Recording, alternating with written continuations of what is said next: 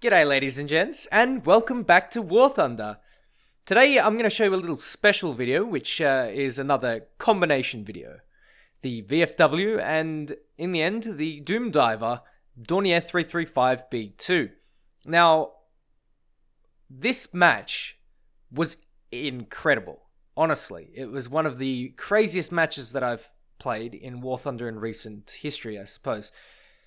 Just quickly, while I was playing this match with Oddbors on his stream, so if you want, go and check out Oddbors. He's a mainly War Thunder streamer. He does stream some other games as well. Really lovely chap. Honestly, give him a follow. Go and say hi if you don't already know him. But anyway, back to the gameplay. Now, I was rendering a video at this time, so if you do see any frame drops or any stutters, I apologize, but this gameplay is just too juicy not to show. Between me and Oddbors, we get 23 kills. That's crazy. That's absolutely insane. The numbers that we pull in this game with some of the best tanks in the entire game is wild. Now, we are at 5.7 and we are playing in a 6.7 battle. So we're fully up tier. Now, Oddbors and I decided to take out the very friendly Wagon to start off with. It's got a long 88, and so it's pretty proficient at what it does. It's got a good gun, and it has pretty decent durability, but most importantly, it's got that really good rate of fire that you can pretty easily put to work. 5-second reload is nothing to sniff at, and Oddbors is taking up an overwatch position while I go and cap the point. Now, obviously, you don't really want to be doing this in a VFW because it's open-topped, and the first thing people do when they see you capping is they drop artillery. Now, what do you do when someone drops artillery on you? Now, I know artillery comes in vertically. So what do? You hide below something. What's below the sea cap on Alaska? That's right, it's the overpass. So what I'm going to do, while artillery falls all around me and, does some very minor damage, I take cover underneath the overpass. 200 IQ gameplay right here. This is... aside from the terrible driving, because the VFW is extremely wide, it's a wide boy, if you will, it's fairly fun to play, actually. I'm here just casually taking cover, capping the point, and in a moment the artillery will start to fall. Oddbors has already picked up 2 of the kills, so we're off to a good start, and you can see how quickly those 2 kills appeared on the kill feed. It was rather speedy, actually. The 5-second reload is really good on this thing. And there goes the artillery. Me carrying underneath that building, taking cover. You can see this thing's actually quite a large boy as well. The breach is massive. The support around the breach is big as well, because you've got to lift that gun almost vertically. Now, do remember that this is technically an anti-aircraft artillery piece, but with anti-tank capabilities. This is where the VFW is starting to shine. You can see I'm sort of sneaking up, and the opponents have captured the 2 other caps, I believe A and B. So they have the city, and Oddbors and I are sort of looking to start filtering back through that area. What we've got to do is we've got to take out anyone who wants to contest the C cap. I can see that this guy right to the west of me is having some issues, so I'm looking for something, and then I remember that the VFW has terrible gun depression. It's not exactly designed for anti-tank roles, and so they work on more the elevation than the depression, which is fine. Which it gives me something to think about, and a bit of a challenge, I suppose. And you can see I'm looking for what was shooting at that guy. He's taken him out, so I'm thinking, well, maybe it's time to be a bit scared. But there comes Oddbors with the save. He takes out that M36. Now, I'm also looking for stuff. I admit this match is a really slow start. I thought around here I saw a gas truck, but it's just part of the environment, it seems. And, nothing too special here. There's the first mistake I made. I looked at an STRV, but Oddbors gets the kill on him, and he starts to repair. Good boy, Oddbors. Good, nice guy, Oddbors.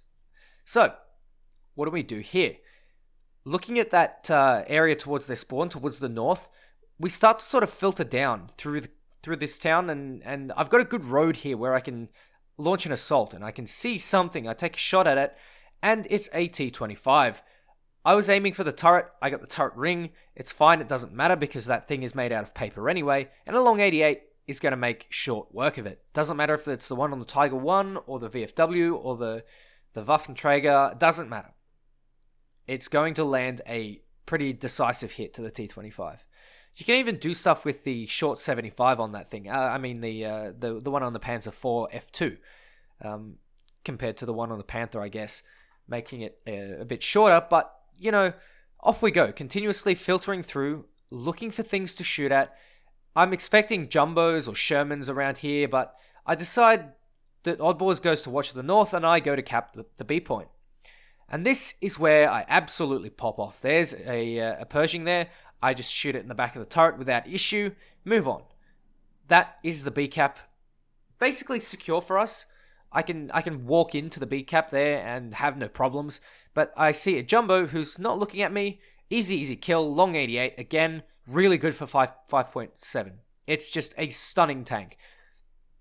The VFW is very, very solid. And, you know, even in this matchmaker, we've got it pretty good.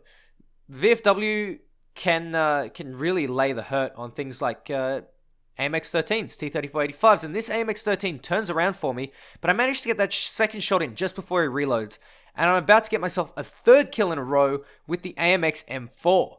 3 very, very quick kills, and I've only taken minor damage because VFW spacing is just, it's beautiful. The VFW is a fantastic little machine. Oh, well, it's not that little, but you know, its durability is surprising. No armor, best armor is more than true for this case. If you were going to take on a VFW, what I would recommend is you shoot the breach first, and then you shoot underneath the tank, as in the around the tracks, because you've got a lot of ammunition stored below, roughly where the driver sits, like a little bit aft. You have a massive ammo rack, so that's a really easy one shot if you're looking to take it out. But here I go, continuously filtering back towards our spawn, trying to get any people that have advanced through the town and shoot them in the behind, because that's a really, really easy way to get kills. But here I go, I'm getting attacked from the air by what I believe is an LA7, and our team is looking pretty poor as well. We're starting to struggle. I'm on 6 kills, Oddballs is on a few more, and it's starting to look kind of grim, actually. We're not looking great. We have the caps, but we certainly don't have any kills. We're going to start to really need to make up for that. And here comes the plane again with another strafing run, which is not ideal. Absolutely not ideal. As you can see in the corner of my eye, I spot the F222, which we'll get to a little bit later. But 6 kills and 2 caps isn't bad by any means. And Oddballs manages to get the LA7 to crash in his, I believe, a TAR or 190. I can't see on the preview window. But time to jump into the B2. This is the Doomdiver, and perhaps one of the best vehicles in the entire game. I absolutely adore this thing. Oddballs adores this thing as well, and he's jumped into his Panther A. What we're looking at here is a pretty grim situation. We need to keep the caps, otherwise the enemy team is just going to stomp us. And, you know, that's exactly what's happening. The B cap is being decapped, and it's looking pretty grim. We're not looking like we're going to get many more kills unless we step up our game, and this is exactly what's about to happen. This Hellcat decides he wants to crash, which is fine. I see the F222, and I decide to go in for a quick run on him, because if that guy can drop all of 52 of his bombs in a nice strafing run, he can either deny a whole heap of area or, you know, get a nice kill. But bloody Oddballs eats all of my beans, and you know what they say, Spitfire needs his daily diet of beans, otherwise he'll get very upsetty. So Oddballs stole my kill there by shooting down the F222, which is no problem. I get to use my 30 mils on something else. There's a poor little M26 Pershing, and what I'm doing is I'm taking out the priority targets. Again, I've already done a video on the Dornier 335, both in Air RB and in Tanks RB. This plane is phenomenal. I'm absolutely blown away by its performance. You can substitute for the B6R3, for the TAR 152C, you know, little like side grades, I suppose. Obviously, not as versatile as the B2, but you do have options there to make it work. And they exist at lower BRs, so, you know, it kind of makes up for it. Anyway, PE8 eliminated. That means a 5,000 kilo bomb is nowhere to be seen. That is a massive, massive thing. I decide to drop some bombs on what I think is a British tank, and it turns out it is a jumbo, which is fine. That means more jumbos eliminated for us, and some tanks at this battle rating are going to struggle with the jumbos, so it's a good target to eliminate. What I need to do now is I need to take out whatever's on the A cap, because the A cap is obviously going to be capped by the enemies, but I can't find what it is, so it looks like they're going to get some ticket bleed on us for a little bit. And honestly, while that's not the end of the world, I really don't want that to happen anymore. I can see myself a beautiful juicy target here, a BTD destroyer. Now the BTD has gone in, missed its bombs, thank goodness, but that means that he's turning, he's slow, and he's low, which means an easy kill for 30mm cannons and 20mm MG151s. We're looking really good here. We're starting to claw back our advantage in the air by kills. You can see what I've done. I've just managed to take out most of the air, and I'm starting to make some magic happen rather on the ground. PBY, Catalina in the air as well. You know, next juicy target. This is looking like a really easy kill if I can keep the energy and keep in the vertical with this guy. He's got himself a little air spawn, and whilst the 30 mils are good, they're armored targets, so, you know, I'm hitting with AP shells. I need to make sure the MG151s hit, which have a slightly lower velocity. Remember, the Maschinenkanone 103s have a much higher velocity because they have a longer muzzle. They have a longer barrel, sorry. And the 151s are more, you know, high explosive, and that's the way I've set out my loadout. I've gone with stealth belts for the 151s, and I've gone with the armored targets for the 103s.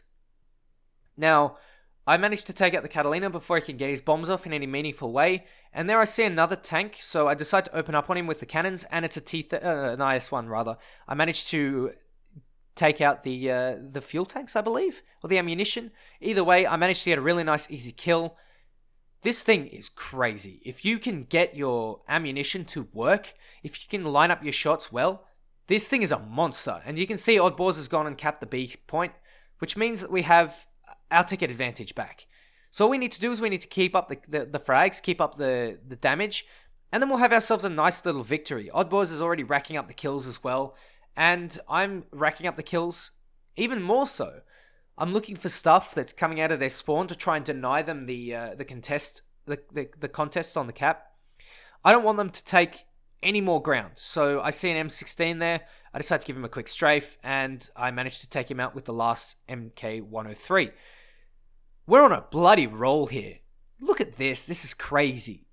The Doomdiver, or the 335B2, is really strong, and I just absolutely adore this thing. If you guys get a discount for that plane, I would, without a doubt, I would pick it up. It is a lot of fun, both in Air RB and Tank RB. It's amazing to fly. It's very heavy and kind of situational, but when the enemy has a lot of bombers and they have a lot of ground units and not a lot of SPAA and fighters, you can wreak havoc really amazingly. Like, you can do so much work, and it's crazy. It's crazy what you can pull off in the 335. We've pretty much won the battle now that A is being decapped, and apologies for the frame rate drops there. I'll see if I can maybe pick up an SSD to record on. But the 335 is really... This is probably one of the best demonstrations of the 335's capability, and with Oddballs to back me up there on the ground, capping the points, I decide to drop a bomb in front of him to say hi, just for a bit of a meme. But all good, no hard feelings, of course, all just for fun and games. But that's pretty much game. That's wild, ladies and gentlemen. The amount of damage that we managed to do in this battle is astounding, honestly. I'm getting a couple of shots there on that, I believe it's an IS-1 or a T-34, and that's pretty much game.